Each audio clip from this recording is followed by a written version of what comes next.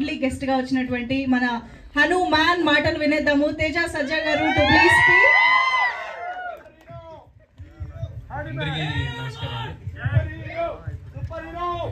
ఇక్కడికి వచ్చిన మీడియా వాళ్ళందరికీ నమస్కారం.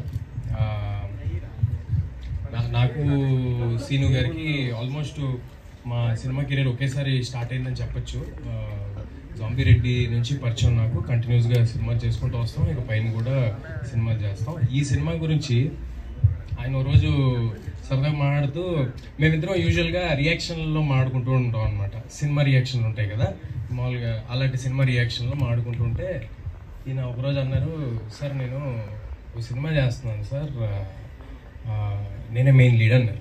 సో నేను సినిమా రియాక్షన్ ఇచ్చా అలా స్లో మోషన్లో.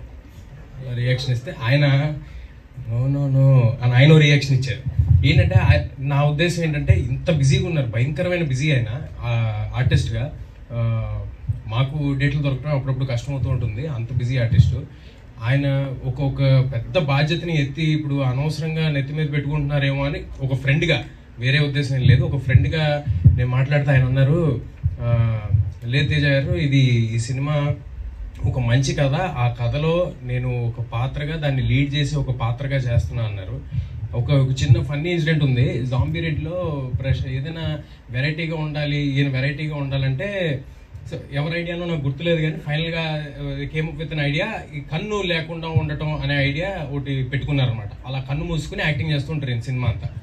సో అలా అది చేయంగానే విపరీతమైన ఒక లాఫ్టర్లోకి అందరు వెళ్ళటం, ఆ కన్ను మూసి పర్ఫామ్ చేయడం అనేది చాలా కష్టం ఉంది, ఎందుకంటే కళల్లోనే పర్ఫార్మెన్స్ అంతా ఉంటుంది.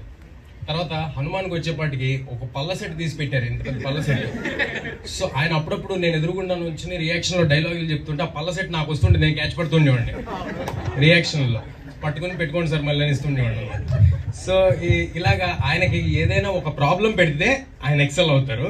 దీంట్లో ఒక పెద్ద ప్రాబ్లం ఉంది ఆయనకి, నవ్వుతూనే ఉండాలనే ప్రాబ్లం. సో ఆయన డెఫినెట్గా తీసి ఎక్సెల్ అయి ఉంటారని అనుకుంటున్నాను. ఒక అర్థవంతమైన సినిమాకి కామెడీ జోడిస్తే చాలా పెద్ద సినిమా అవుతుందని నమ్ముతున్నా. చాలా మీనింగ్ఫుల్ ఎమోషన్స్తో మీనింగ్ఫుల్ వే ఆఫ్ ఫిల్మ్ ఇది. అలాంటి సినిమా చేసినందుకు ఇక్కడ ఉన్న టీం అందరికీ చాలా చాలా థ్యాంక్ యూ. ఇలాంటి సినిమాలు ఇంకా ఎక్కువ రావాలని కోరుకుంటున్నాను, ఎందుకంటే మనం చాలాసార్లు అక్కడెక్కడో ఒక వెరైటీ సినిమా వచ్చింది, దాంట్లో ఎమోషన్ అదిరిపోయింది, అది అని చెప్తూ ఉంటారు. అలాంటి సినిమా మనకి ఇక్కడ వస్తుంది మన టాలీవుడ్లో. We should all be very proud of Getup Seenu first of all as an actor.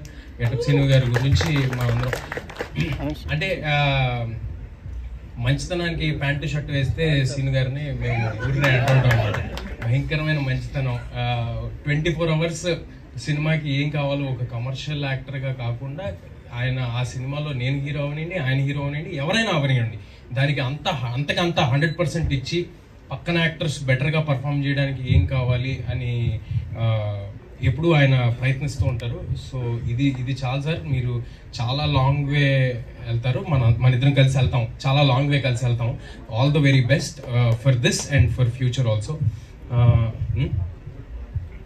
ఇది అంటే నేను ఇక్కడికి రావడానికి ఒక రీజన్, ఇంత మంచి సినిమా తీశారు, దీనికి నా వంతు ప్రయత్నం చేయాలని ఒకటైతే, రెండోది ఆయన వండే బిర్యానీ కోసం. చేపల పులుసు, బిర్యానీ, ఇక్కడ అందరూ ఉన్నారు, అందరికీ ఆయన వండి పెడుతూ ఉంటారు. నేను చెప్పా కదా, మంచితనానికి ప్యాంట్ షర్ట్ వేస్తే గెటప్ సీన్ గారు. ఓకే, సో దీంతో ఇక్కడతో సీన్ గారి గురించి వదిలేసి, అంటే కామెడీ చేయటమే చాలా కష్టమైన విషయం అండి. అన్నిట్లోకి బిగ్గెస్ట్ టాస్క్ కామెడీ, ఎందుకంటే లొకేషన్లో 100 ఇష్యూస్ మధ్య వర్క్ చేస్తూ ఉంటాం. సో అది మనం చేసేది నవ్వుతారో లేదో ఆడియన్స్ థియేటర్కి వెళ్ళేంత వరకు మనకు తెలియదు. సో కామెడీ బాగా చేయగలిగితే, కామెడీ బాగా చేసేవాళ్ళు ఏడిపిస్తే ఎలా ఉంటుందో ఆల్రెడీ మనం ఒకసారి బ్రహ్మానందం గారు చేస్తే చూసాము, మల్టిపుల్ టైమ్స్ చాలామంది చేస్తే చూసాం. ఈసారి గెటప్ సీన్ గారు మిమ్మల్ని నవ్విస్తూ ఏడిపిస్తారని నేను మనస్ఫూర్తిగా కోరుకుంటున్నాను ఈ సినిమాతో. ఈ సినిమా మే 17వ తారీఖు థియేటర్స్లో వస్తుంది. అందరూ తప్పకుండా థియేటర్స్కి వచ్చి ఈ సినిమా చూడండి, ఇలాంటి కొత్త రకమైన సినిమాల్ని ఎంకరేజ్ చేయండి.